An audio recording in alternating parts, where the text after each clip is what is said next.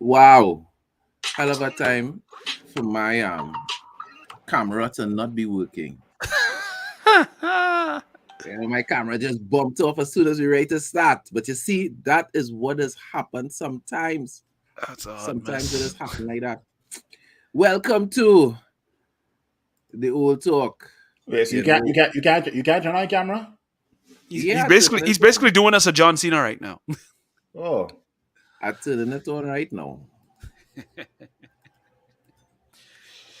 This is the show for stuff like this to happen. Welcome to the Old Talk. I am President Chad, and in the house with me, you got the man beaching up there in Canada, Big Phil, and down in Central Trinidad, the man Greg B. How you all doing this glorious Sunday? Relaxed, full belly, getting a couple of drinks in our system. I think this is good. This is a good. I mean, drinks after food is always good. Talking about full belly, what was the menu? What was the Sunday menu, Greg B? All right, so it was basically something pretty simple. Macaroni pie, pigeon peas, a little bit of salad, and some barbecue chicken. So, all right. Alex and Martin, Philip, good day to you all. Big Phil, what was lunch today? I had some bacon, I had some hamburger, and then I boiled some corn, and that has me until probably tonight. So I'm good to go, man. Let's do this. all right, nice. I had some some leftovers.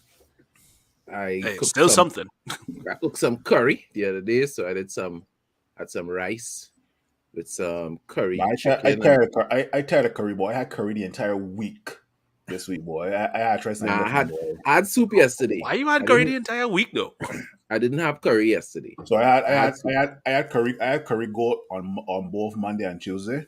Then I made some curry chicken for Thursday and Friday. So I tried just trying something different. That's all. But curry goat is so nice, man. You know, soup is a thing in the Caribbean on a Saturday. So I had some soup yesterday. Yeah, boy. Some provision and pigtail soup. Yeah. I turned in a chef out here, you know. I used to like pigtail, but pigtail's so salty these days, boy. Yeah, let's just boil it, throw the first set of water, and then you use it.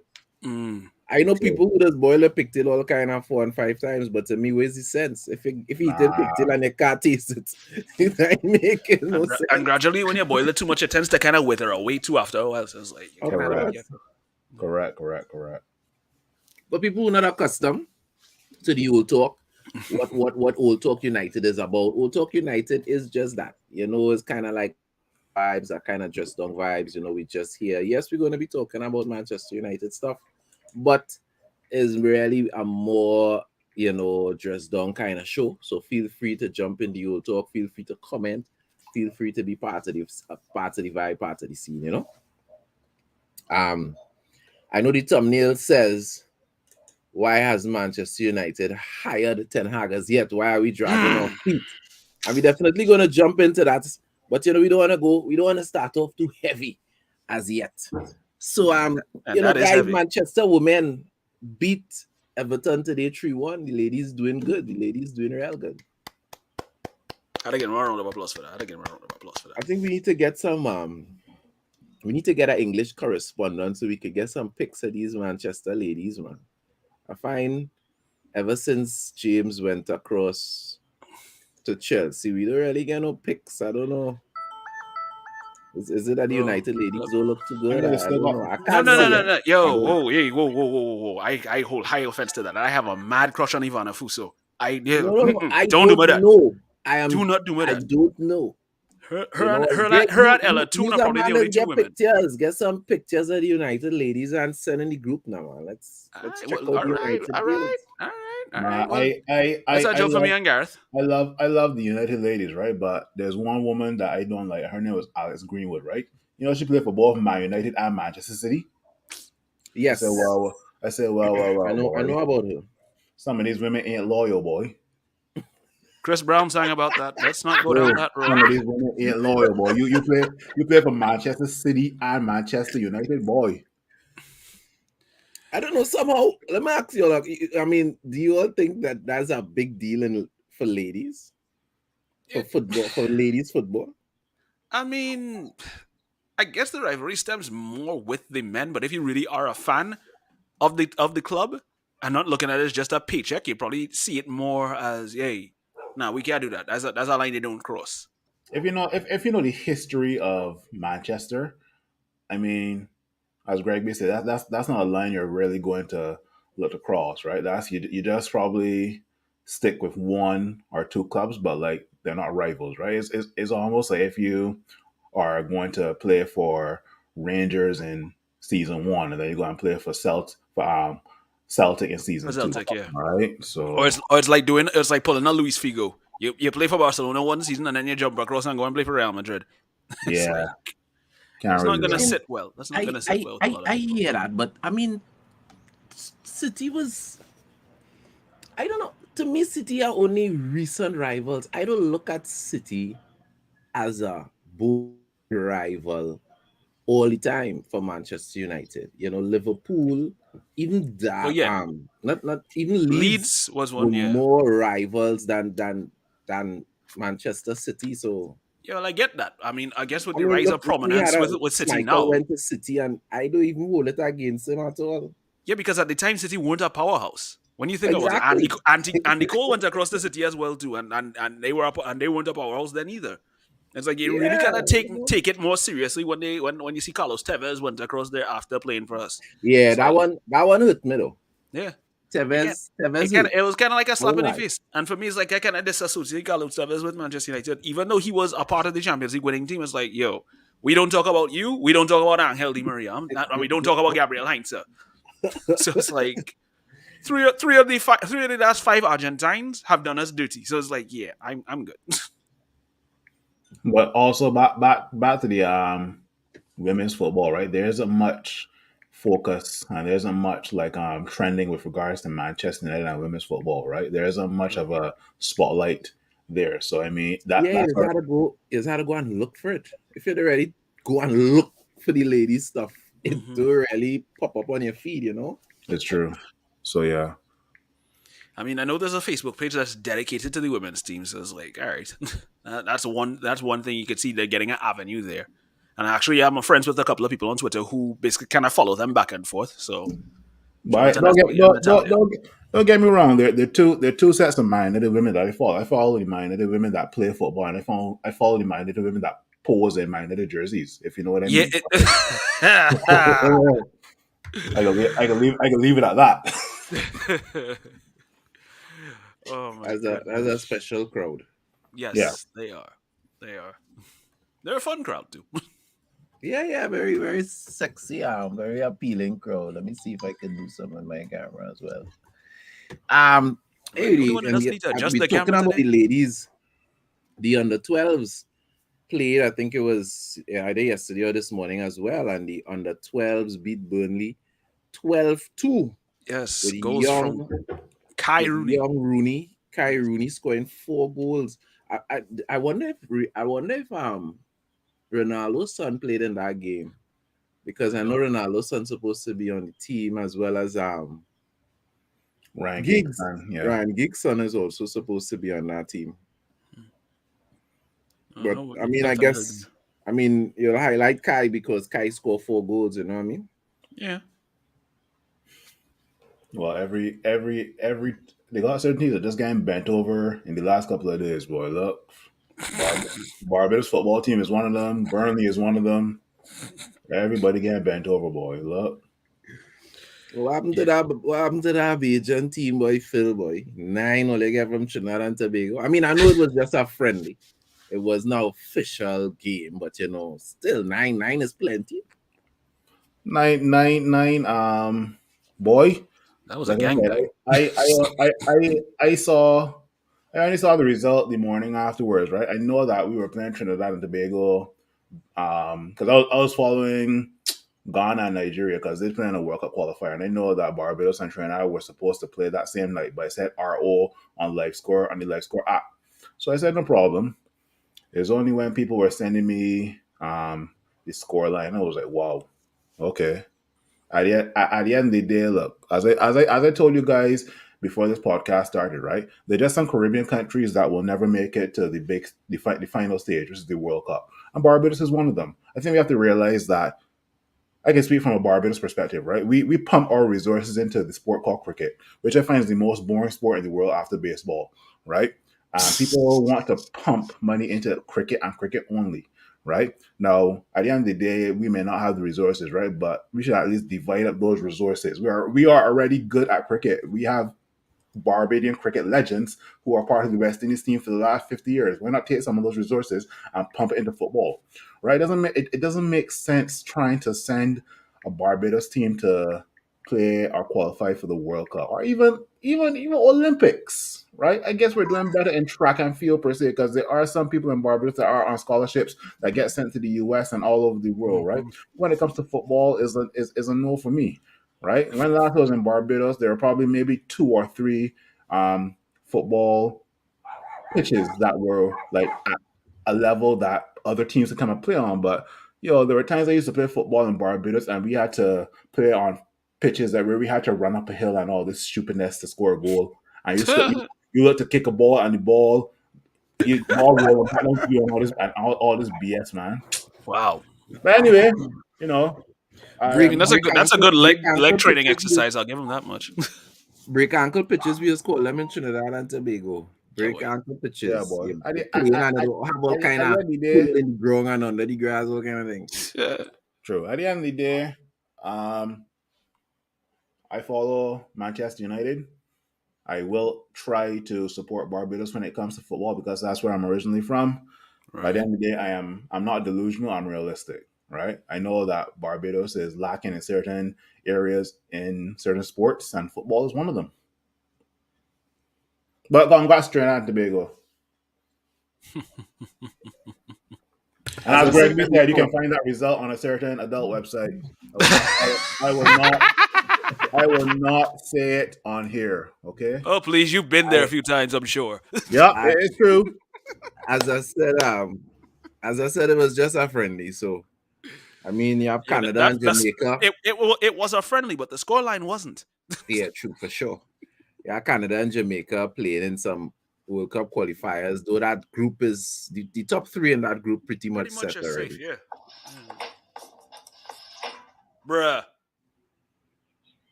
Anyway, Phil, Canada and Jamaica. Phil. Canada and Jamaica. Phil. The match starts in 45 minutes. Phil, what? Did you find the link for the highlights in there? Yes. Yeah. Big Phil, a man putting in the proper notice. The views expressed by Big Phil are not the views of the United Hour. Thank you, Alex. Thank you for that disclaimer. It was much needed. In terms of views in what topic that I've talked about, in terms of like Barbados football or something else. I'm pretty sure it was cricket. No. I think it kind of encompasses everything you said. So here's my thing, right? When I was back in Barbados, I used to go to Kensington Oval to watch cricket on a regular basis with my father, right? But I found that 50 overs and test matches were so boring. Like, it's the 20th over, you go to sleep. It's the 60th over, you ain't miss nothing. Maybe 20 or 30 runs, but you ain't miss nothing at all. At the end of the day, I'm very thankful that 2020 was invented, right? Because that's the quicker version. That's the quicker, more exciting version of the game. What Martin telling me? It's also a 10 overs version too, huh? He's asking a question. He wants to know if there was a time when English clubs used to take the winter break and come and play in Barbados. Bring up the comment again. Let me see again. At one time, the English clubs used to take their winter break playing in Barbados. And by English clubs, he means like EPL? I would assume so, yeah. But EPL don't have a winter break. I don't think so. I think they used to, but I think now with the amount of competitions they have, they don't have one anymore. Well, it probably wouldn't have been EPL back in them days. That's probably probably just be like the English First Division, yeah. Yeah, we had don't get me wrong, there were a lot of English players who used to come to Barbados to The vacation. vacation. I don't Okay. think they would leave like during the like mid season, right? Like I've seen Wayne Rooney, I've seen Robin van Persie, I've seen Joe Hart. Because I know in Trinidad in the late 80s, the Manchester United team did come down and play some friendlies against some of the club sides in Trinidad. But I was, as I said, late 80s. I was a while ago. Pretty much eons ago, you could say. Yeah, but most of these Manchester United players these days flying out to Dubai and Italy and Yeah, those yeah, them places, fellas right? like the So, Middle East. Yeah. Lots of Ibiza and all sun. that kind of places. but yeah, you'll still find. I actually saw Michael Carrick as well in Barbados as well 2 years ago though. So, but Okay. yeah, those guys more to come down. Those guys more likely will come down in the summer, right when it's postseason for their respective clubs, right? So, Mhm. but yeah, we move. So, I mean, I I want to ask, do we feel that this Ten Hag deal is happening and stuff is being done behind the scenes because we keep hearing talk about assistant coaches, right? First we were hearing that um they were looking at possibly a Dutch as former United player, Dutch assistant coach. Now we're hearing that it's broadened. It doesn't have to be Dutch. It could be somebody else. Maybe a Michael Carrick, maybe a Wayne Rooney. They might be thrown into the hat.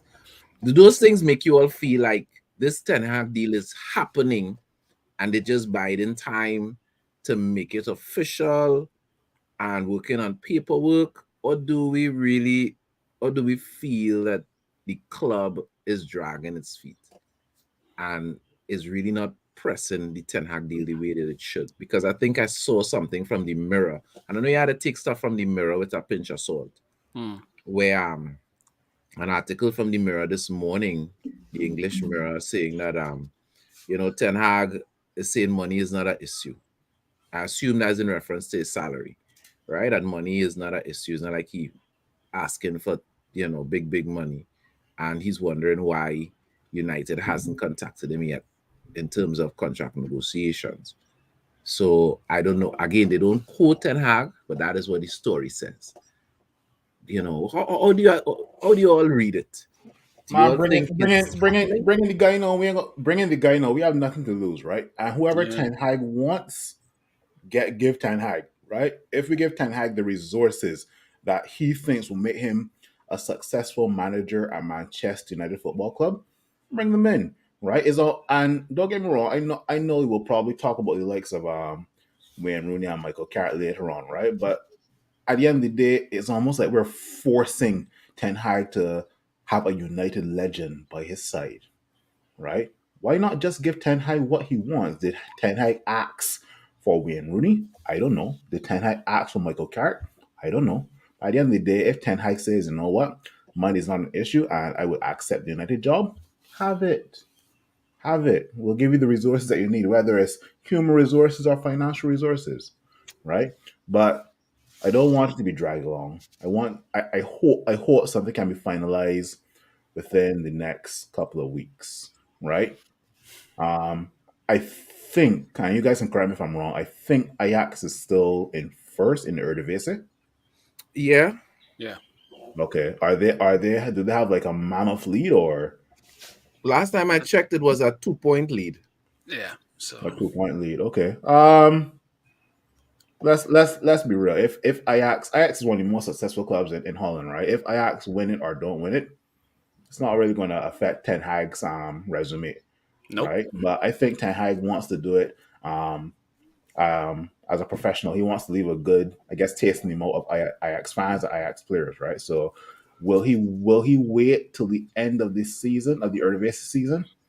Sure, why not, No, I, right? I think it's important. I expect a manager to be, and Greg, you'll weigh in on it just now, Yeah, yeah, to be respectful. yeah, I yeah. wouldn't want a manager to be like having 7 more games to go and leaving his team high and dry to come to United. Because in the back of my mind, I have a philosophy, right? what you would do to that guy, you may very well do to me. You Yep. understand what I'm saying? Yeah. It may work in my favor today, but if you turn around and do it to me, I don't think I'll feel good. You Yeah. know? Yeah. So I'm not talking about an official unveiling, Greg. What I'm Mm-hmm. really talking about is, a gentleman's agreement. We all remember that Pep, even though he wasn't working at the time, was going to go to Manchester City at the end of, what was it, the 2016 season, Yeah. 2017. We all Mm-hmm. Yeah, knew yeah. that, right? So the person who was coaching the team, even though they won the league, he knew at the end of the season I was out of a job, right?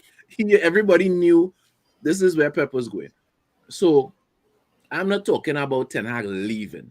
I just mean, some kind of news, a Fabrizio Romano dropping a statement here, deal done, contract signed. Even if the club don't announce it until the end of the season, I cool. But, you just keep hearing names possibly adding to the hat, other interviews supposedly to go on. And it's like, are these just clickbait stories, or are we really dragging our feet? What's really going on? I mean, let's face it. Every story that you will probably hear in the media will have some semblance of truth. So, like you said, the statement that the story that you saw in the mirror, you kind of have to take that with a pinch of salt because you don't know what direction this is coming from. If it's actually factual, but there could be something that they're holding on to that has a semblance of it, which is the truth. As regards the whole situation, as why they haven't done anything with him yet, and like you said, you want to have a respectable parting when it comes to managers changing the way they are, changing location, going to find a new managerial position in another club in another country. Like you said, if he just decided to up and pick up himself and go and abandon Ajax's season when it's probably much closer to where it is in the finish line, it sets a bad precedent because like you said, if he can do that at Ajax, what's to stop him from doing it if he does come to Manchester United and you're like, it's something better come up, I'm out. It's like you want to kind of have to keep that level of respect involved when it comes to dealings in any form of fashion. So And then, I mean, it might have Ajax players that we're interested in. You know what I'm saying? that's It's like that's another thing that I said to myself you too, don't want to because you in my don't want to mind it's like, destroy the relationship. I could Ajax is a call, team. I You could need call, a I good could call, I relationship. could call about four that I would love to see at United. you kind of have to look at it from the perspective of, okay, if these guys do that, and then that could affect the players mentally as well too, because your manager just up and gone. You guys had something good going, and he just say, all right, something better come up. The hell with them fellas. That could make their whole season crash in a matter of seconds. And it's like you gotta have to look at that from a holistic perspective. But I understand where you're coming from as make some sort of announcement where like either Fabrizio Romano or some other respected journalist says, "Hey, this is happening. The deal is pretty much almost done." You kind of have to look at it from that perspective where you feel like you have that little bit of hope that this thing is going in the right direction as you want. But let's Whereas, let's let's be real. Manchester United doing that um early announcement is the most non-Manchester United thing that we we could know do, that. right? We know that. We know, we Manchester United know, have a we know. No, history. but and that's why I said I don't expect it. I expect somebody reputable to say it, but I don't expect the club to make the Yeah. announcement anytime soon. Yeah. Yeah. You But know, we all know Man United. Man United is a club that needs the spotlight, right? Whether True. they're playing good or bad, we need a specific time of the day with where nothing else is going on to True. announce. Again, you just have to catch everybody when they're quiet. Exactly, and this week would have been would have been the perfect time to announce Ten Hag, right? But at the end of the Yeah. day, I'd rather give it a couple of weeks, right? But my United dragging it out and having and putting other potential candidates in the hat is just the most minor thing that we'll do, right? We The missed out thing on. is like we kind of have to look at it from where we have to settle the whole primary matter first before we look at other aspects. I think in a situation like this, when Eric Ten Hag, like Phil said, give him what he wants. He may not necessarily want or need a Wayne Rooney or a Michael Carrick or somebody necessarily intertwined with Manchester United's history to be absolutely function the way he wants. I mean, you look at this backroom staff now with I think I can't remember who his assistants are, but I don't not too many of them would necessarily be Ajax players because some of them might have ties with PSV, some may have ties with Feyenoord.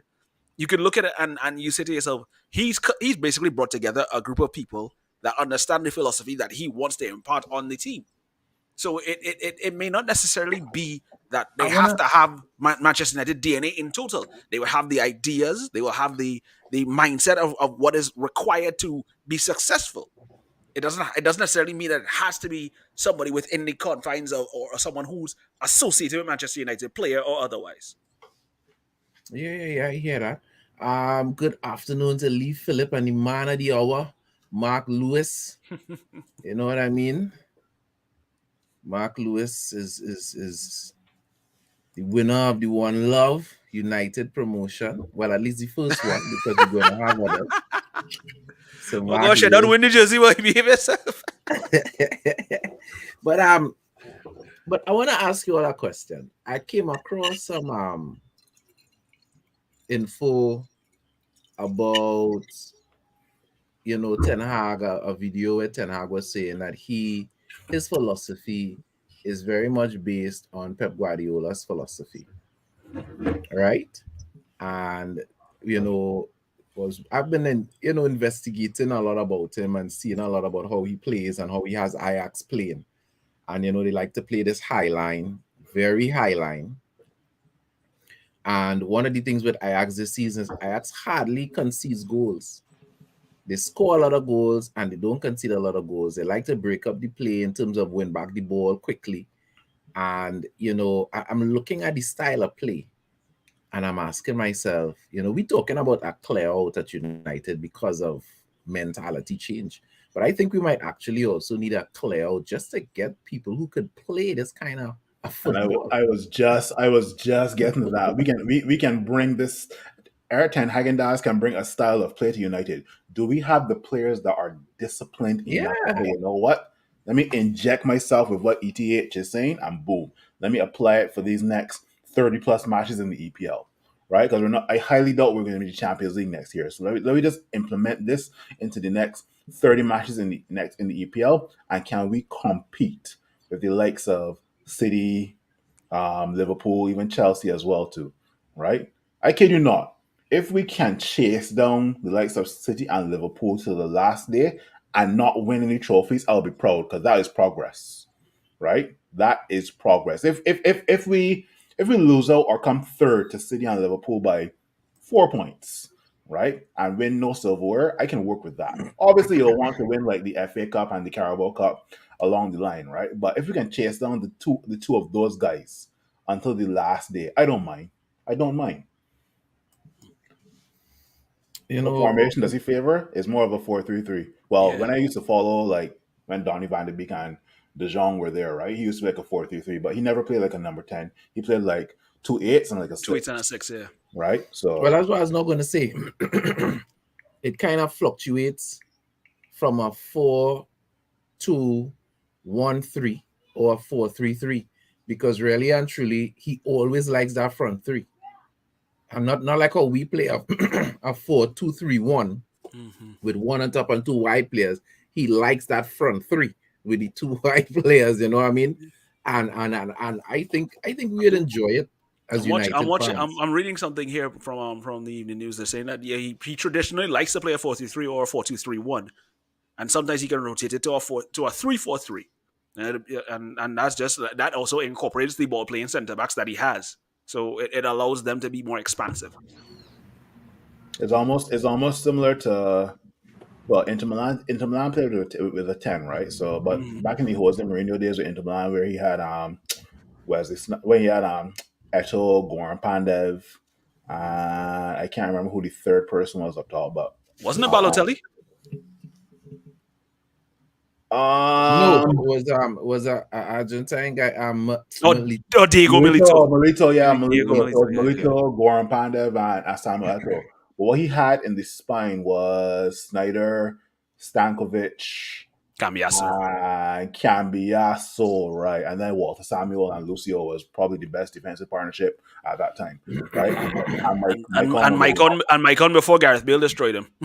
yeah, Maicon boy was one of the best right backs in the world. But when Gareth Bale came, boy, I never see a man push a ball so long. Good lord, I can't what nobody tell me. Nobody can push a ball that long and run past me. I can take him to the hospital with me. I get no red card. You can't run catch him, past me with that, buddy. You crazy? if you could have caught him, because I mean, Gareth Bale ain't no snail. Let's be real. I was always taught in football, you take the man or you take the ball. And Gareth Bale, I was taking you. No, I don't care who you are, boy. Gareth Bale, you're not running past me like that, boy. I'm sorry. I take your foot with me, boy. I'm not Yeah, condoning violence on this yeah. show, but I'm just saying, right? Remind me never to go 1-on-1 against Phil because I realize I'm gonna get taken out if I try. You had 4-2-3 that there. respect. You had that respect. You can't just come and pass the ball Nah, by me and run past me like I invisible. That is why men nah. like him always used to get kicked down. You Getting want to be kicked down, boy. capping men and hitting ball off men back. And you no, in a professional game, it's a joke Yeah, or what? but then You- Ronaldinho used to do it, and everybody used to enjoy it. yeah, well, Ronaldinho was different. He was just playing football. You could see Neymar used to intentionally try to embarrass people. Ronald didn't have pace. He had close ball control. That was about it. Nah. Prime Ronaldinho had pace. Prime Ronaldinho was one of the But World Cup most not to the complete likes of like players. when I think pace, I'm thinking like Theo Walker, Alexander Pato, Gareth Bale. That's what I call pace, right? Yeah, but Ronaldinho, he was deceptively quick. I'll be real with you because if you remember him in his PSG days, there was a goal that he scored when he ran down the left side, took out that whole left sided defense and just chipped the ball over the keeper. I'm like, What who Ronaldinho reminds me of? hmm, Ronaldinho to football was to me what Michael Jordan was to basketball. And I don't mean how great a star he was. I mean in his set. Michael Jordan was not the tallest player, but his hang time made him appear taller than other people. The way he used to dunk, making him appear taller. But when you see him next to other NBA players, it was like, but you're not freakishly tall. Jordan was 6'2", right? yeah, No, he was 6'6". he But was 6'6" in the NBA is average. yeah, 6'6" is not tall, right? And it's the same thing with Ronaldinho. Ronaldinho just didn't used to look like he excelled on any metric, but his trickery, his deceptionness. I remember the first time I ever saw a professional footballer hit man a shoulder fake, and it was during El Clasico, and I think Barcelona ended up winning that game 3-1 or something like that, and the Burnable got up and clapped Ronaldinho. yeah. That is how good he was. The man was running down. He get a break and he do so the ball rolling, eh?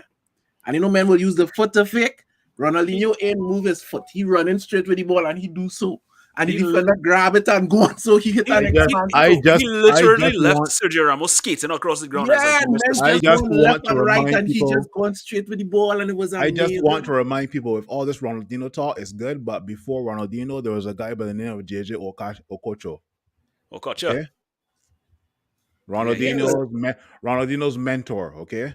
JJ, oh my gosh. But yeah, though, Ronaldinho, the only guy that I know that will probably have the Burnable clapping for him, right? I can't think of any other player who was clapped like that, other than David Beckham when he returned with AC Milan to Man United, right? But other than that, I can't think of anybody else where rival fans actually clapped for you, right? Garrett is saying many would contest that with either Zidane or Ronaldo. We're not talking what? That's why I had to cut. I think he's saying when I compare the whole Michael Jordan comparison. Michael Jordan. I was not saying Ronaldinho is the best, greatest footballer of all time, as most people would say. Jordan is the greatest basketballer of all time. And not that comparison. I just mean the trickery, the deceptiveness. Jordan was just able to make hard things look easy. I'm just saying one more thing about Ronnie, and then we could always move on, because we are United channel. But I remember watching a slow-mo of three guys closing in on Ronaldinho. And Ronnie did what he did, come out with the ball, the three guys there in his dust. And it's like, nah, what happened there? You know what it is when you watch somebody do tricks on slow motion and you still can't figure out how to do it? Yeah. You watch it over and over. It's like, but how did he get out of that? How three guys and none of them touched him? And I just have one more thing to say about Ronaldinho. I take you to hospital with me. Sorry. Yeah, one more. You see that? That is exactly what I was going to bring up. The reason why I consider Ronaldinho elite is not just his trickery. Ronaldinho used to play as a footballer, but I don't know if he used to play basketball in Brazil in the ghetto. but Ronaldinho used to play with his elbows. Ronaldinho was hardly ever injured because when guys came and he knew they were coming to take him out, he used to play with his elbows. You used to see guys running into Ronaldinho to take him out, and he running with the ball and them on the floor. I don't know if you all remember that. Yeah, And there that was was one game. because he used to play with like a basketballer. He shield the ball and he hit your elbow. Ronaldinho used to play like that. He used to. There was one protect game at the new himself. camp where they played against AC Milan, and I think Gattuso tried to challenge him, and he just basically put his arm against Gattuso to kind of stop him from reaching in. And Gattuso's already short, so Gattuso gonna try to nip any way he could. And that's something, that's a quality I don't really see players do that. You see players get taken out. The Neymars like to roll on the ground and wherever, but Ronnie was just different. You just couldn't take him out like that. You try. The whole Jordan comparison. I get where you're coming from, right? But around the Ronaldinho era, right? There were other stars around him that were, I guess, maybe on his same level, like oh my gosh, like even Ricardo Kaká at AC Milan had a say in that, right? But not much people used to watch the Serie A, right? With Michael Jordan, I used to watch the Serie A. True. But Michael Jordan when he hit his peak, right, had, in my opinion, kind of revolutionized how people viewed basketball, right? I would say that, yeah, don't get me wrong, Ronaldinho is up there with the likes of the GOATs, right? But there wasn't anybody comparable to Michael Jordan at his time, right? It was Michael Jordan and then others under him, right? In my opinion, there was Ronaldinho, but there were still certain players that were on his level, but slightly below his level as well, too, right? I'll be real. I'll be on. I'll be real right now, and anybody can correct me, but I gotta say this: Lionel Messi and Cristiano Ronaldo, two of the greatest football players of all time. Who's gonna argue with that? There may be some old school people that may say, Big Phil, you never seen Pele or Maradona. That's true. No, but you see, you didn't, right? But in my opinion, Cristiano Ronaldo and Lionel Messi, two of the greatest football players of all time. That's just my thing, right? You see, that statement is open-ended enough that if you're being rational, you can't argue with it. True. Right? If you're a hater, you would. Like if somebody says to me that LeBron James is one of the greatest basketballers of all time, I would never argue with that. If you tell me that he is the greatest basketballer, true, you got you the word. Yeah, that's gonna start a fight. That's another story. That is gonna. Don't get me wrong. There will be people that tell me, "Oh, Lionel Messi and Ronaldo, they never won a World Cup, so how can they be the greatest?" No. Right? No, I do accept that argument. 2002 to 2007. I agree with this statement. Yeah, it is, because it's like was too short. When you look at it, it's like the last days of his PSG career, and then when he got to Barcelona, everybody was just like. And Garrett is mentioning men like Rivaldo and Roberto Carlos. Exactly. I'm sorry, yeah. Right.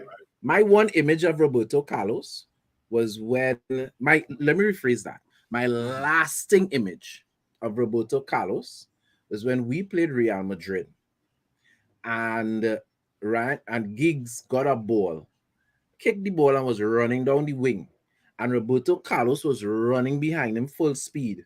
And it was the first time I ever saw a man run in reverse, because he was running behind Ryan Giggs, and the distance was and it actually looked to the naked eye like Roberto Carlos was running backwards. The kind of distance that Giggs had was just crazy. And that image of Roberto Carlos running. I tell people, if you watch a young Giggs, the man was fast. The man was paced. It's what? Lightning quick. The man was fast. Lightning quick. Let's be honest. Like there's something in that Welsh water that makes these Welsh players fast. From your Dan James, Craig Bellamy, Gareth Bale, Ryan Giggs. There's something in that Welsh water. I mean, you got a player who's literally named Gary Speed. It's like that alone says something. Garrett says he thought I was going to say the free kick against France. Don't get me wrong. One in '97. That's iconic. I have other images of him in my head, but the first image that comes into my mind when I think Roberto Carlos is Gareth Bale making the man look like not sorry, Ryan Giggs have the man looking like you're running backwards. That's just it. Yeah, well, I remember there were games when he used to play for Inter Milan. There was a game where they scored. He scored a free kick for them, and he hit the ball so hard it dented the crossbar. I'm just like, what? In There was a God's game. name. There was a game. I don't know if it was for Real Madrid, but this ball, I kid you not, was going off. And Mm. Roberto Carlos kept it on and scored, and by keeping it on, it resulted in a goal. So he But, literally kicked the ball from. he has a history of scoring some very freakish looking goals. Because I remember when he was running down the The left side. man, That the was when man he was had playing for tennis Real player Madrid. legs. The guy had When he freakishly big legs. when he was running down the line for Real Madrid, I think it was against Tenerife, one of them other small clubs. He literally ended up reaching by the touch line before the ball went out for a goal kick. Kicked the ball in there, and they kind of swerved that ball, got away, It's probably that game. Yeah, it's probably that game. Yeah. and basically hit the upper side of that crossbar and went in still. I'm like, Like this ball was going out, so literally it would have been a goal kick in the next 5 seconds. yeah. Your guy stopped the ball from going out, and in stopping the ball, it ended up as a goal from the swerve, right? But yeah, Ronaldinho, to just go back to him, was, don't get me wrong, will go down as one of the greatest players of all time. Yeah. But Won Ronaldo everything, and and there is to win in football too. Ronaldo and Messi, there's a gulf in quality between Ronaldo and Messi and whoever's under them, right? I don't think there was a gulf in quality between the likes of like a Ronaldinho and, like, let's say a Figo or a Totti, right? Just to call a few names, right? But Or the a Del gulf, Piero. You know, Del you know, Piero, right? The gulf yes. between Ronaldo and Messi and the next player who's better than who is up there is so big, in my opinion, right? That's why I have to say they're probably the greatest football players of all time, right? And it can be open for discussion, right? So No, statistically, what you're saying is correct. I mean, using statistics, you can't argue with that. I mean, name me two players that consistently scores 30 goals season after season for 10 seasons straight. You know, there were seasons where Ronaldo and Messi was scoring like 40 something, 50 something goals a and that was a season. bad season. And that was a bad That season. was a bad When Ronaldo scored 42 goals for Man United, we thought that was holy shaving cream. Ronaldo was scoring 40 plus goals in La Liga, and that was a bad season for him, right? Yeah, I think his best was like 60 goals in a season, and Messi's, of course, was the iconic 91 goal season, This calendar comment goal.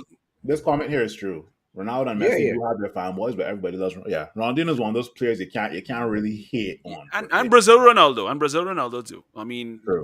those were two guys that they Brazil were Ronaldo is universally loved. Brazil Ronaldo is what did it call it? A divide closer. You know, very True. few people argue against Brazilian Ronaldo, Because you which is can't really. interesting. Which is interesting because exactly what goes on with Ronaldinho, with Messi and Ronaldo is the same thing that goes on with people who say Pele and Maradona. You know, that argument is very divisive. There are Mhm. people that hands down the old of heads like who on Pele, they're on Pele, and normally they're Brazilian supporters. Who like Maradona, like Maradona, normally they're Argentine supporters, Supporters, yeah. and it isn't. That is a real gulf. That is a battle. Just like Messi Ronaldo argument now is a battle. That Pele Maradona is a battle for sure. I remember when Brazil were Brazil of old. You could have the starting 11 were jerseys number 1 to jersey number 11. Yeah, they didn't have the whole name and number thing at that point. It's like whoever got on the Yeah, field, they get a jersey, they start the game. I mean, they couldn't deny Pele his 10, no matter how you try to cut it. I'm sorry. exactly. Yeah, for sure. Yeah, Those are the good old days of football, boy. Good old days. when you could have tough tackled and nobody's gonna whine like a little baby. Yeah, true. That's one of the ways that football has gone down. You know, I'll be honest, it's gotten soft over the years. It's gotten really soft over we the need years. to have the ref on one of these shows of Old Talk because I would really like to know how the hand rule has deteriorated to such confusion in two I'm seasons. gonna be honest with You you. remember just last season, if a man was looking in the opposite direction and his hand body, his hand was still close to his body, but it touched his hand in the box. That was given hands down. You remember that last season? Yeah, I remember. I mean, No, you could even go back to when we played in the Champions League against PSG. Everybody remembers Kimpembe's handball. Once you implement technology into something, President Chad, there are going to be more complications, right? Technology back in the day, don't get me wrong, technology would have been good back in the day for like offsites, right? But in today's football, once technology is implemented, there will always be complications, and everybody's talking about the eye test, which is always good, right? But at the end of the day, you still need the, I guess, computer who can make a million calculations in 1 second Yeah. versus a human being, right? So, but yeah, like you guys said, football has gotten a bit softer these days. Back in the day, I would say right now, in today's football, men like Gattuso, Daniel De Rossi, hard yeah, hitting men. men like Gattuso will be Patrick a Vieira, red card specialist. How Patrick Gattuso go play Vieira, football in Roy this Keane, era? Patrick Patrick Vieira, Vieira Roy already Keane, has 10 red cards, 10 career red cards to his name. So imagine how Steven much more he Ireland, would have right? had now. Those type of guys would probably see maybe 20 games a season, and the other 10 games are just suspended, right? But Yeah. back in the day, football was hard hitting, right? Another thing Hmm. also as well is positions, right? You will never see like, I don't know if you guys remember the position of like a sweeper, Yeah. Sweepers, yeah. Yeah. and I will also say this as well too. I don't think there's the position called right back anymore or left back. I think it's more of like a left wing back or a right wing back, right? Um, Deep land playmakers, is that still a thing these days? I mean, I gotta depending ask on the about player. that. Well, the truth is there are not many, but that ideally is what Paul Pogba is. Paul Pogba is that deep lying playmaker Don't forget because deep he's land not a proper playmaker. CDM. Deep land playmaker, in my opinion, started from Carlo Ancelotti when he had Andre Pirlo, right?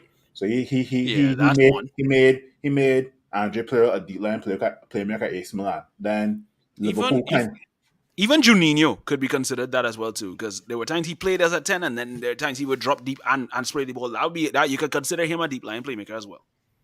and then I think Zabi Alonso as well too was like a considered a deep land playmaker as well too, right? Yes, To put yes. into perspective, basketball is more a scorer's game, and football is now mostly about attacking players. I Um, get though. readers comment here, Big Phil. Would you consider CR7 to be the more accomplished footballer of the two goats, especially if Messi underperforming at PSG? Um, so it's hard for me to put my it's hard as a Man United fan to put my bias aside, right? I'm gonna try, right? From the age of like 16, 17-year old, right? Ronaldo has always been ambitious, right?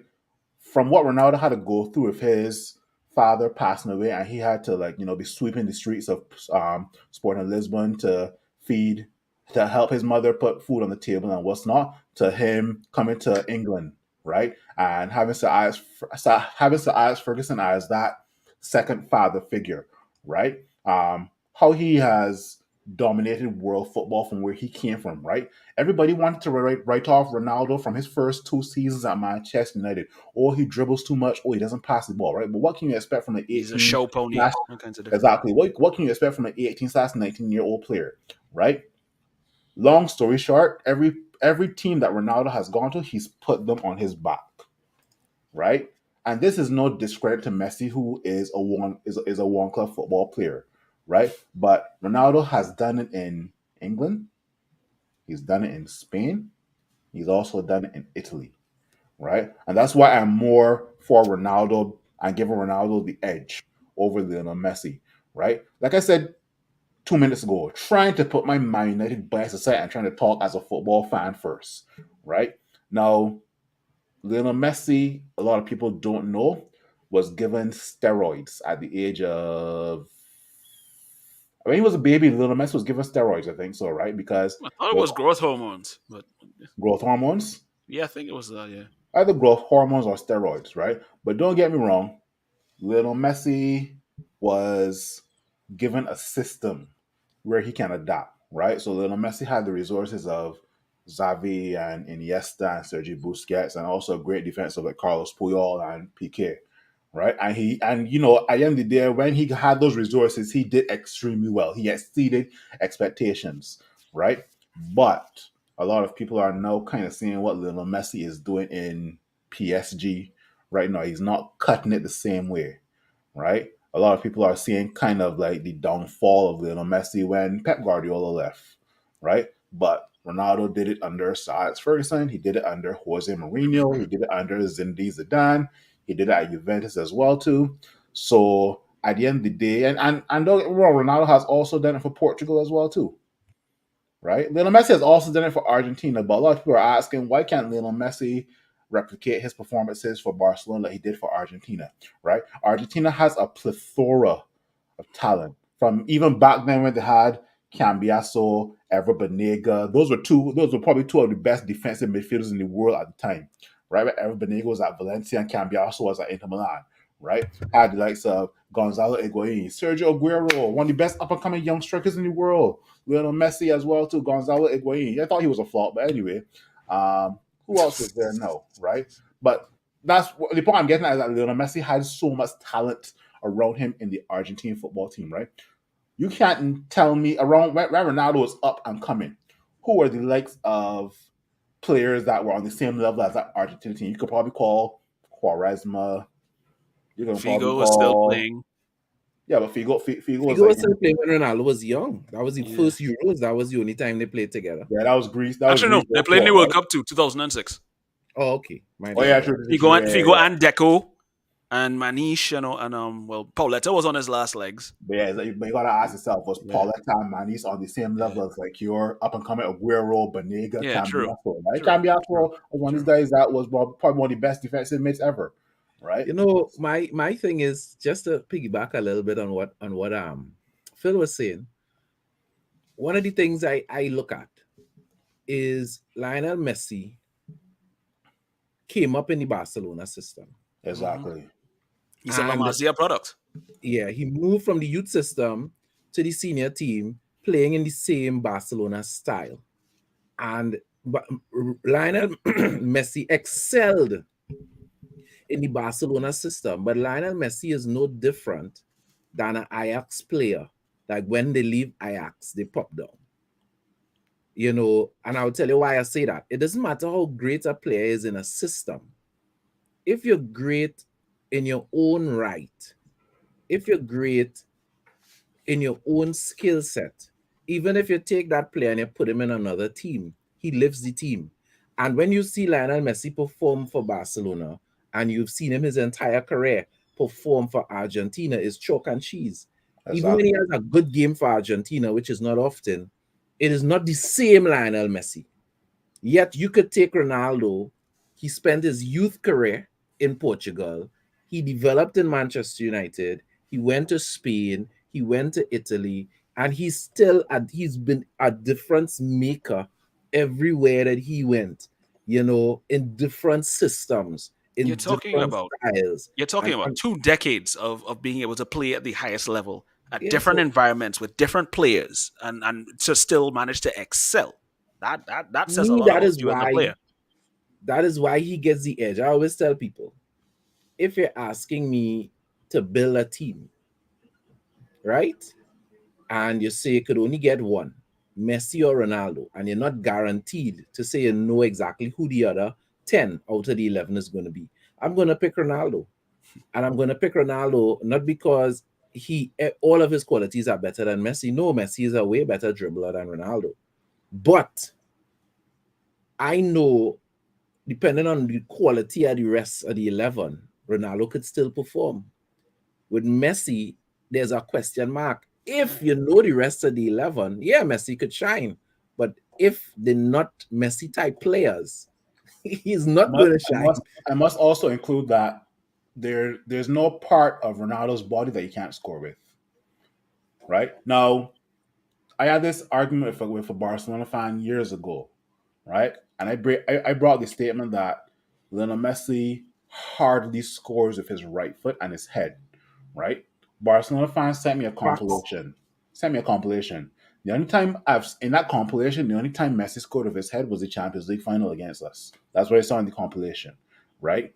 Lionel Messi, and that video was probably like 6 minutes long, right? And Lionel Messi scoring with his right foot was divided up into different seasons, not in one season, in different seasons, right? Ronaldo can also score from anywhere on the pitch, right? So that kind of gives the edge to Ronaldo as well too, right? And like I said, trying to put my Man United bias aside, stated that 2 minutes ago, right? But you got to take two of these players and analyze their pros and sometimes their cons as well too, right? But as President Chad said, if we had to, it's almost like Space Jam. You got to pick a starting 11 to face the Monstars. I pick in Ronaldo all day, every day. You also kind of have to throw into this thing another factor, mentality. Because even when things looking like they may not necessarily be going in their favor, you could tell by body language alone how certain people operate. When you look at Messi during certain games, when Barcelona have lost matches, there are times he looks like he's completely disenchanted with the whole thing and looks like he could be somewhere else. Ronaldo, on the other hand, will probably be behind players that are like, hey, raise your game, do better, stuff like that. And sometimes that can be a driving factor into the team getting back into the game. If you look at the way, even when he was injured and he came off the field for Portugal in the Euro finals, he was still there on the pitch talking to the likes of Anani and Peter and all these other guys. This guy on crutches and directing players to do Like, this. he was and not do on crutches. That, right? His knee was taped up, but I remember him behind Fernando Santos, the coach, the actual coach, and talking to the players and telling them, "Hey, get in your position. Watch for this guy." No, And this was against a very heavily stacked France team. A lot of people are going to mention probably that Ronaldo's a sore loser, but being a sore loser comes from being a very high winner. Competitive. Yeah, Being very competitive. A lot of people can say Jose Mourinho's a sore loser, but Jose Mourinho has been winning it all, right? And when you're accustomed to winning it all, and you I lose, tell you you straight want up, to win. I used to be a sore loser when I was a child. I used to cry and thing when I lose at Yeah, cards and wherever. who wasn't? And I may not react like that now, but I am I just learned to be more as I'm more adult Tempered. and more complimentary, when you lose and whatever. But or I when see. you win, Man. but I see a man bring out a comment. I say, "Well, Paul scores on Michael Carrick."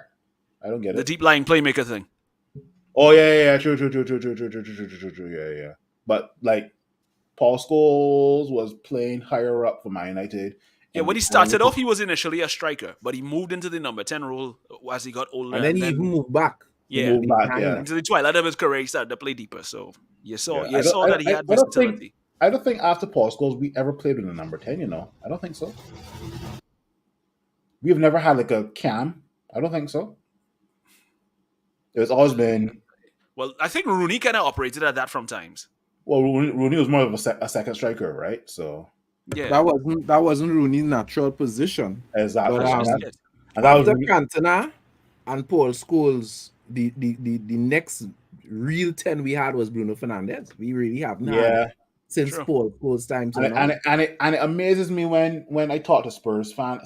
This is totally off topic, but still on topic, right? Spurs fans are like, "Yo, can you name another English player just like Harry Kane who used to drop deep and spray the play?" And I'm like, "Have you ever seen Wayne Rooney play?" They clearly forget he's Sometimes Spurs fans, when they see Harry Kane drop back for the football and spray play and make all these brilliant passes, is like, whoa, I can't think of what other English player has done it in the last 10 to 15 years. And then I say Wayne Rooney. And Obviously, they didn't see, especially Wayne Rooney when he was playing with that season with Van Persie. When he used to be hitting Van Persie, those long assists. Even before that. Yeah, he was doing it before, but I'm just saying that season in particular, those quality of assists that Van Persie and Spurs fans especially should remember this because it was a game in 2008, 2009. Remember, they were winning. We came back and beat them 5-2. Rooney was playing a deeper role because he had Berbatov and Tevez and Ronaldo around him. So it's like, what are you all talking about? So one guy is saying that Barcelona paid for his medical condition. There's probably Lionel Messi. Okay, fair enough. Yeah. And then what? CR7 doesn't age. I just bring up the comment here. And then what? CR7 doesn't age either. He looks like he's getting younger. You can tell that CR has lost a lot of pace though in the last couple of years though. Physically, he actually looks more like a specimen. That's true. But when you see his performance, I watched him play for Portugal, and I was like, "This had to be your last World Cup, bro. Seriously." Yeah. Within the last 10 years, there are three athletes I've admired, which are LeBron James, Usain Bolt, and Cristiano Ronaldo. Because Yeah, but the men are specimen, right? Mhm. Most athletes have to know when to call time though, because it's like you have to know your body well enough to understand that there's a limit you can take it to. So I think it only makes sense for Ronaldo to really try to maybe hang it up after this. But at the end of the day, some athletes still think that they're in their 20s, right? So they still think that I can sprint People at people like Ronaldo and Tom Brady and some of these other guys, even like Brett Favre, because they have the competitiveness in their mind, because they feel it up here, they somehow feel they could will their body to yeah. produce it. And that is what is causing problem. That difference, that disconnect between what you think, what you want to do up here and what you could actually do. I'm reading next two comments there quickly. I want to ask you all an interesting question. Gareth is saying, I used to take losses personally, especially when it came to derbies, but these days, if we lose, I just look forward to the next game. Hmm. Yeah, that used to be me as well too. But that's I used to take it personally when Manchester City became a bigger team, right? And also Liverpool as well too, right? I still keep the same energy for Chelsea. I still keep that same energy for Chelsea. Which Bolt will become a shareholder at United? Interesting. Does he have enough money for that? I have no Well, idea. let's see what Google says. Usain Bolt, How Net rich is value. Usain Bolt? Yeah. Usain Bolt net worth. I mean, Uh, if it's more than enough to be able to at least buy like a decent amount of shares, I wouldn't mind. But I don't know. according to Investopedia, Usain Bolt is worth around 90 million. 19 or 90? 90. 19 or 90. Oh, okay. Well, yeah, he could buy a little 5% stake, yeah. 5% ain't saying much though. But here's my thing, right? There are other United fans out there that are probably worth more, right? What's to stop the board from giving the shareholder stake to them, right? So, but on the They're flip literally side, making free money off of us. What do you think? but on the other hand, Usain Bolt does attend United games when he has time. Though there Yeah, are yeah. United fans out there I've seen him in the that crowd are a few times. closer. There are United fans out there that are closer to Old Trafford than Usain Bolt, and they don't attend Old Trafford games. So Hey, you know what? As we're on that subject, that's another thing that I find like a lot of United fans tend to have this debate with. It's like, oh, people get into arguments because some of them living in England, others are living across it. Like, oh, I support where I'm from, all kind of thing. I'm like, what do you? fuck off. Manchester United Football Club will not survive if all the This is my outside whole thing. fans decide to stop buying Manchester United memorabilia, will not survive, especially in the Caribbean, Europe, and Yeah. Asian market. They will My not mind is like survive. I had this argument with a City fan the other day, and in my mind I'm like, dude, your owners are from what? The United Arab Emirates. One of your best players is Argentine. Another one of your best players is Spanish. Some of your legends are Belgian from the Ivory Coast. Where's this argument even coming from in the first place? United will not. United will not. Hey, there you go, President Chad. But United will not survive on ticket revenue and shirt sales alone within England. They will not survive. Hell no. And I will tell you all something, eh? Mm-hmm. People like that City fan, they could argue that point because Manchester United has, ever since the Busby Babes, ever since the Munich disaster, we have, during the early time, during that time, Busby used to go around the country Mm-hmm. in England Yeah. and pick the best players Mm-hmm. and bring them to United. Hence the reason why you would have a lot of people the same way, like in the Caribbean, we may support an English club because it have somebody from the Caribbean playing in it. True. Right? Same way a lot of African countries will have clubs. I mean, eventually you fall in love with one club, but you will still keep a positive eye on another team. It's the same way. But wait, because no, you're right, President Chad, because there, and I got in an argument years ago on Facebook with a couple of English fans that say, oh, you can't be from you can't support Man United because you're not from Manchester, right? I said, fair enough. You know, one of the guys tell me that his favorite food is jerk chicken. You know what he asked? You know what he asked him? Where you got this jerk chicken from? Oh, from the pub shop that's like a couple miles down. I said, you know where jerk chicken originated from? I didn't get a response. I got the scene and the blue tick, right? No, They but want yeah, they want to know where jerk chicken from. They want to know where doubles from. They don't want to know where curry chicken from, because right? even in England, Mm-hmm. most United supporters don't live in Manchester. Now, that doesn't mean that there are not a lot of Manchester United supporters in Manchester. Of What course I'm not. saying is, if you look at the total amount of Manchester United supporters, it have people from London, it have people from, all around England that support Manchester. It have people from Ireland, it have people from Wales, big Manchester United fan bases in those Mm-hmm. countries. So anybody who want to talk about, oh yeah, well, you can't really support United if you're not from Manchester, or you can't really support United if you don't go to home games, you never come to the stadium. That is rubbish. And that is just Garbage. people trying to make themselves elite. They're just trying. And it's not, there's no factual, there's nothing factual in that, because that is not a phenomenon from now. That is since the Busby Babes. Manchester United has always had a broad appeal. Now, there may be a question of why that is. Some people argue that is because of the fallout from the Munich disaster. There are some Right. people that say, they get a lot of sympathy supporters, right? Like that club in Brazil that became very popular Yeah, because Chapeauense, I of, think his name. Yeah. right, because of a disaster that affected the club, and people started to pay attention to them and gravitate. There are some people that argue that point. Whether that is the reason for it, I don't know. But what I do know is we have always had broad appeal in England and broad appeal internationally. That is just as much a part of Manchester United DNA as playing youth. That's part of the club. Yeah, That's just it. we have a global fan base of around 170 million. 170 million, right? I would be surprised if 7 million of that 170 million are from England. I would be so surprised. Excluding like kids who support Man United because their parents support Man United, right? I'll be surprised if 7 million from England or even from England support United, right? I don't entertain no City fan. Then they'll start. Yep, it's true. I haven't got to read the entire statement, right? I like Celtic, but Man United is my team. Yeah, boy. No, don't get me wrong. There are teams that you kind of started supporting along the way. Well, you started supporting United, right? I have two teams. I always tell people that. Well, let me rephrase that. I have one love, which is Manchester United, and I know that for a fact.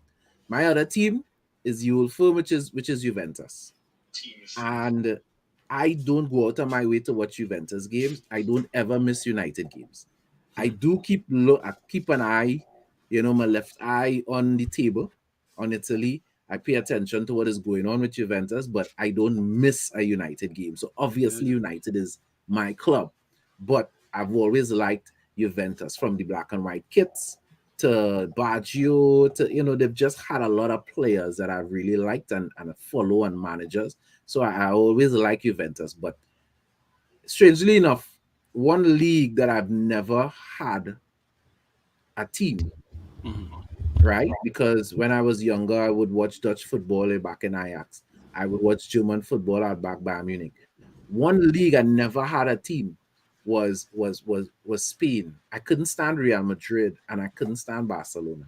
There were times they had players there that I liked, but I could never stand those two teams. And that's just it. I just never had a team in Spain. I Yeah, had a friend of I had a friend of mine who was a huge Barca fan. I used to just, whenever they played Valencia, I used to just support Valencia just to piss him off.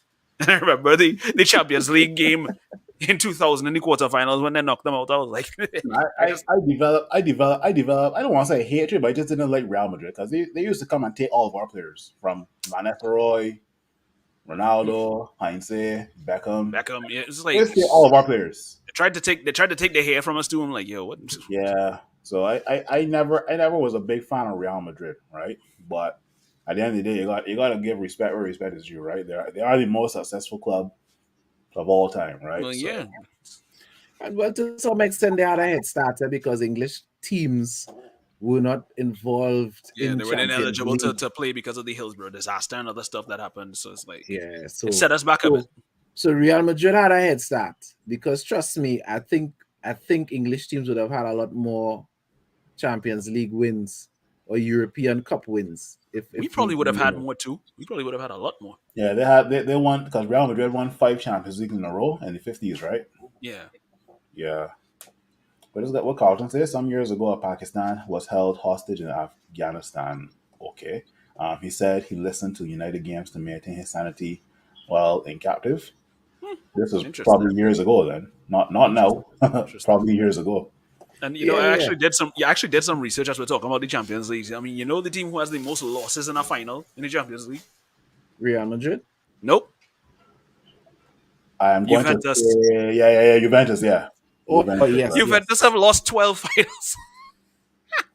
It's almost similar to Netherlands and finals in World Cups, right? And what makes it worse? They've been in so many finals.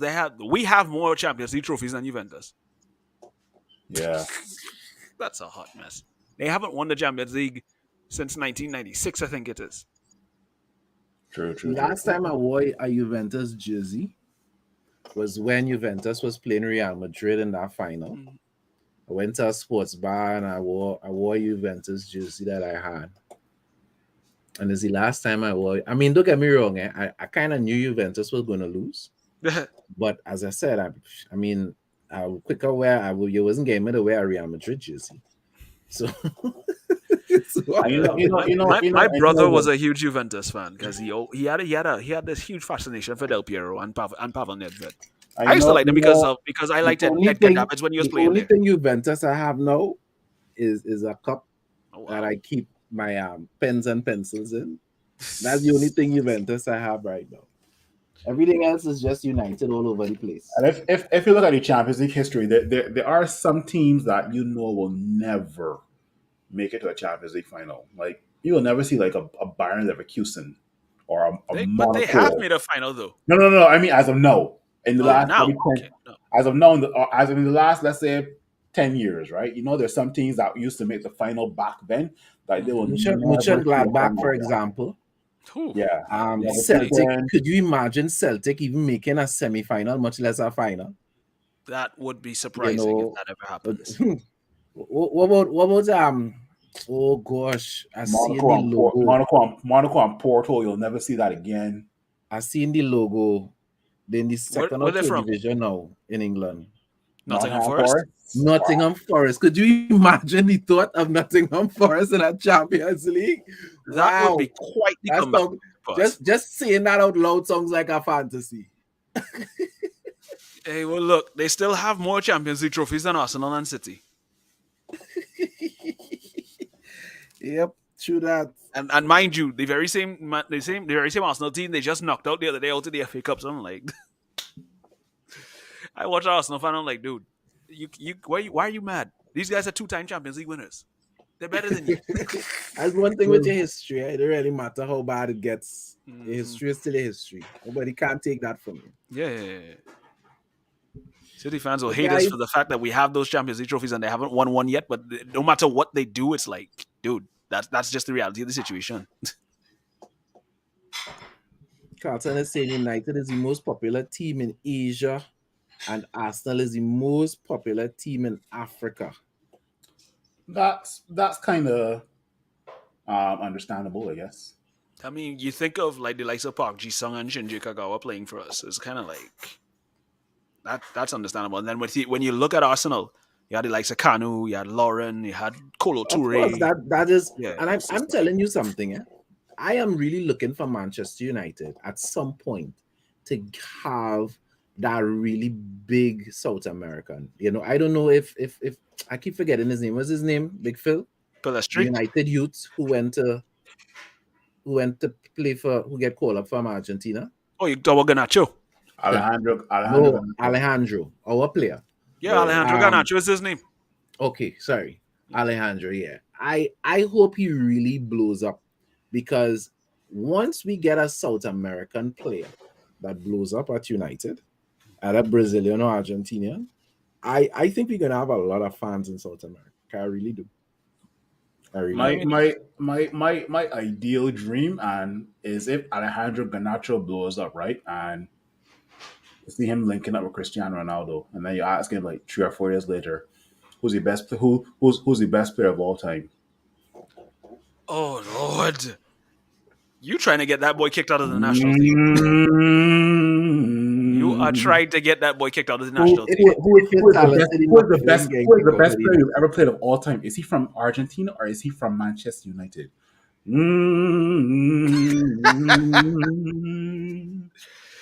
Hey, Big Phil is choosing violence. I don't. I was a big fan of Kagawa. I was a big fan of Kagawa from Dortmund days. He was nice. I like him. The thing is that remember what he worked on, what he worked with under Sir Alex. The Moy system was totally different from what he was accustomed to. So it's like, We should have bought him to play the number 10 position. But he was playing out wide and as a deep line playmaker. Nah, the guy was playing as a number 10 at Dortmund, right? So I don't see why the hell we put him as No, like go on the wing and I all that. remember having a conversation talking about United managers after Sir Alex, and Oh gosh. somebody had to remind me about David Moyes. I mean, Lord. Yeah, it's true. It's very true. I actually, when you have a bad experience, you talk about sometimes just blank it out. Traumatic. I Yeah. just forget David Moyes actually managed Manchester A United. lot of people think I'm joking, but I literally do not remember anything that happened under David Moyes. I do not. I remember too much. You know, what's the problem with me? The one memory I have is a bad one. I remember Cristiano Ronaldo scoring against us with Real Madrid kicking us out of the semi-finals of the Champions League That because was under Sir Alex, though. no. Yes, it was. That was 2012-13. That How was when far Van, did we? that was when Van David, Persie. That was when Van Persie skinned Marcelo and all them. Yeah. no. Yeah. Yeah, just now. How far did we make it in the Champions League with David Moyes? Quarterfinals. At the quarterfinals are And It who was kicked us out? quarterfinals. Bayern Munich. Bayern Munich. Sorry, it's not Ronaldo scoring. Is Robin. Robin. Yeah, that was under David Moyes. Yeah. Right, Yeah, that was under David Moyes. Robin scoring and us getting kicked out of the quarterfinals because we were not even close to the top four. So the only We were like seventh. The only hope for the season was the Champions League, and we got kicked out of the We quarterfinals. were dominating Bayern Munich at that time, I think so. And then Nani got Yeah. sent off, right? Yeah, so that was No. Remember that you're mixing that up with the Real Madrid match. Nani didn't 'Cause get no- sent off in the Bayern Munich match? Not to the Bayern Munich match. We played with full 11 men and Iron Robin tore us to shreds. Yeah, I swore, but I remember that memory. because that happened distinctly Isn't after the Evra scored. Isn't the Bayern Munich match where we were wondering if Rooney would have been fit for that second leg and Darren Gibson scored? That's 2010. So who scored for us? It wasn't Nani or Valencia that scored for us? In the game in the 2013-14 season, it was Patrice Evra scored for us in that game at the Allianz Arena. Or when he scored that when Mano Norris celebrated as well too. Yeah. Yeah, I remember that. Yeah, true. Okay. And Muller and Robin combined to just tear us apart after that and put three right I past us. remember that. Yeah, okay. I totally forgot about that. Carlton is making it Really? Carlton is Really? reminding us It was that we against won the Wigan. Charity Shield with Moyes. Carlton, we was know we against did, but Wigan. no one cares. It was against Wigan, for crying out loud. Wigan got a This fluke comment- win against City in the FA Cup This final comment- and then got this relegated. This comment is quite true, and I've met a bunch of Argentines in Canada that they aren't a big fan of Lionel Messi because he hasn't lived up to the expectation of Maradona, right? They say that Lionel Messi can do all the wonders in the red and blue of Barcelona, but when it comes to the white and blue of Argentina, they're very disappointed. They're not a big fan, right? And I've met Brazilians that have stated clearly that they should not make Neymar. They should not pick Neymar for the Brazilian team. I've met Brazilians that have said that. I mean, I No, kind you of see, see where they're coming these- from because when you look at the Copa America, or the last one they won, True. they kind of played a more of a fluid system without Neymar when you think about it. These people are accustomed seeing not just quality, but seeing heart. And that is something Messi never had. You know, when he gets to criticize, how much times Messi retired from the national team? About twice? 3 times, I think. 3 times, right? I swear That twice, okay. which other great Argentine player used to do that? You know, I always tell people, you know, we debate around the world about Messi being the greatest player of all time. But in Argentina, when they put up a Messi mural or a Messi statue, it always vandalized. You know, in Yes. Argentina, Yeah. they don't rate Messi, the way people outside of Argentina just rate Messi. You So could true. see a Ronaldo mural or Ronaldo statue being vandalized in Portugal. Never happened.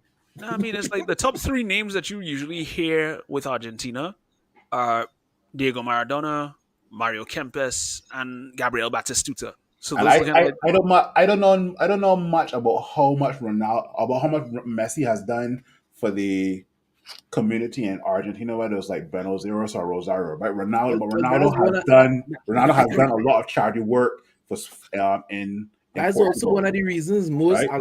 let me don't say most, but a large percentage of Argentinians find that Messi, to them, Messi more Spanish. Let me rephrase that. What was the name that part of Spain? Catalonia. Right. He's more Catalonian than he is Argentine. A lot of I, Argentinians I feel remember like, the first. I remember there was a time when he got picked for the first World Cup back in '06 in Germany.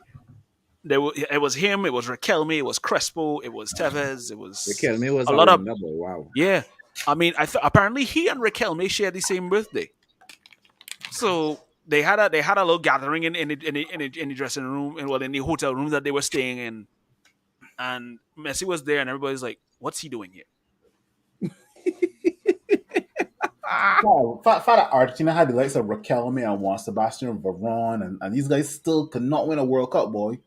But Yeah, then again, England had Gerrard, Lampard, and Paul Scholes, right?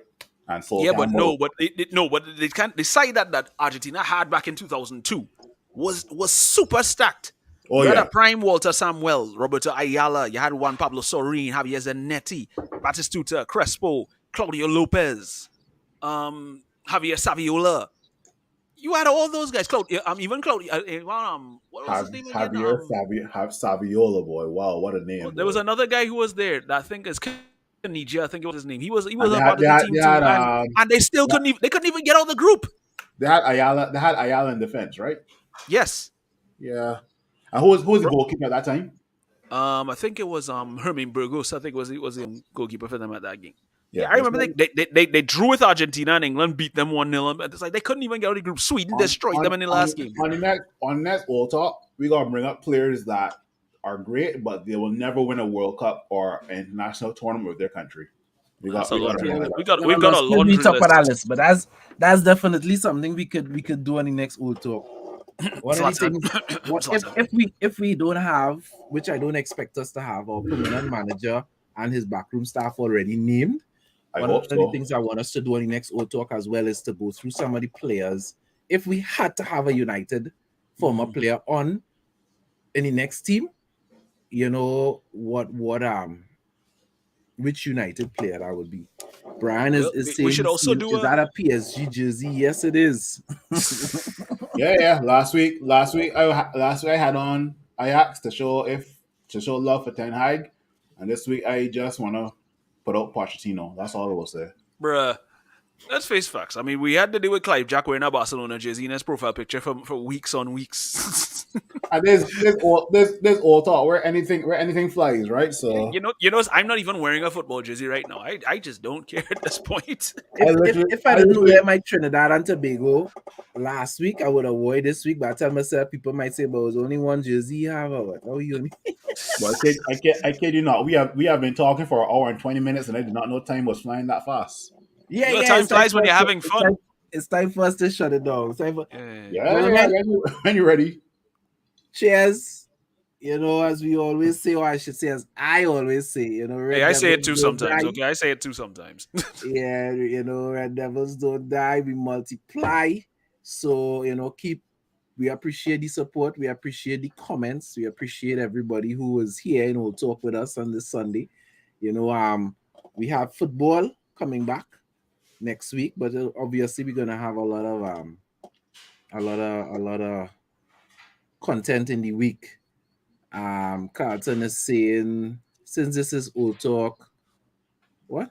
I have What saying, no Kitts, What about Nevis, the and St. Andorra Kitts game? and Nevis and I have no idea who plays for St. Kitts and Nevis or Andorra. I hope It's I've never I mean, I don't- I believe Carlton has a lot of interest in that. Let me see if I can put up the score for him quick.